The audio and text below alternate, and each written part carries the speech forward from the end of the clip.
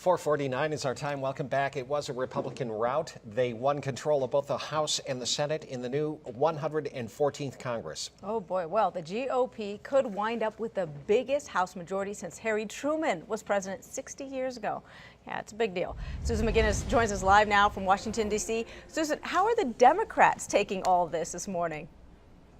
Hey, good morning, John and Andy. Well, the Democrats are sort of licking their wounds today. You know, this was a very, very clear message from voters. The Republicans here on Capitol Hill are saying today they wanted change. They were not happy with the way the administration is running things. They're not happy with the relationship between Congress and the president, and they wanted change, and they made their voices heard yesterday.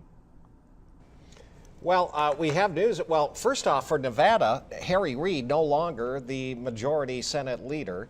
That's a big change for our state. Yeah. But new breaking news that Harry Reid's chief of staff basically unloaded on the president, blaming him for withholding money to help support electing Democrats and not forwarding enough millions of dollars in fundraising. What's the latest on that? Yeah, This is in the Washington Post today, where the chief of staff of Harry Reid, soon to be former Senate Majority Leader, talking about Senate Democratic leaders pleading with the president in a meeting in March to release funding, to release fundraising dollars for the Democrats to help them specifically with these midterms and their failed efforts at doing that. And talks also about different kinds of tension between the Democratic leaders and the president over different things. And he really felt that the Democrats, he said, were paying the price for the botched rollout of Obamacare and for the president's mishandling of ISIS and Ebola.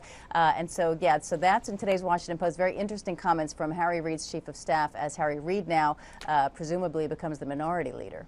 Now, Susan, a lot of talk, of course, about the Republicans gaining so much control this morning, but AP was reporting that exit polls are showing that people are just as angry with the Republicans as they are with the Democrats when they ask voters.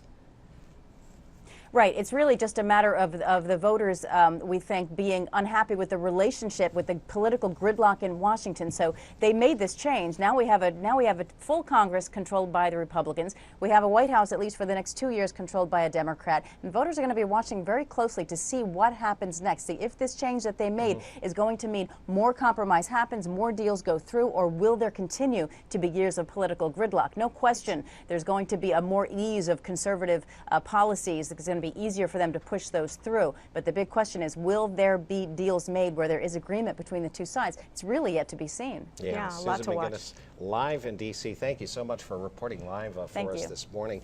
I'll tell you, I was at a polling place yesterday, and with the people we interviewed, Democrats basically paid the price for the botched rollout of the healthcare.gov and everything, even at a local level. And that's what people were voting on for this Republican rout.